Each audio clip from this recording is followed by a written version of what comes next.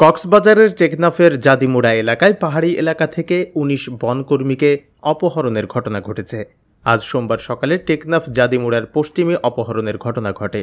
অপহৃতরা হলেন আইয়ুব খান, আইয়ুব আলী, আনসারুল্লাহ, আয়াতুল্লাহ, শামসু ইসলাম, শামসু, ইসমাইল, মোহাম্মদ হাশিম, নূর মোহাম্মদ, সৈয়দ আমিন, শফিউল্লাহ, আইয়ুব, মাহাতা আমিন, সাইফুল ইসলাম, সৈয়দ ও রফিক। বাকি দুইজনের নাম পাওয়া যায়নি। টেকনাফ উপজেলা নির্বাহী কর্মকর্তা শেখ এহসান উদ্দিন বিষয়টি নিশ্চিত করে বলেন, বন বিভাগের অধীনে ১৯ জন কর্মী সকালে পাহাড়ে কাজ করতে যায়। এ সময় তাদের কিছু লোক ধরে নিয়ে যাওয়ার খবর পেয়েছে। তাদের উদ্ধারে আইন শৃঙ্খলা বাহিনী কাজ করছে।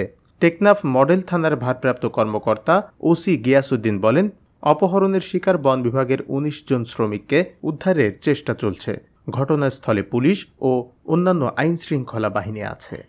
জবাবদিহি ডেস্ক।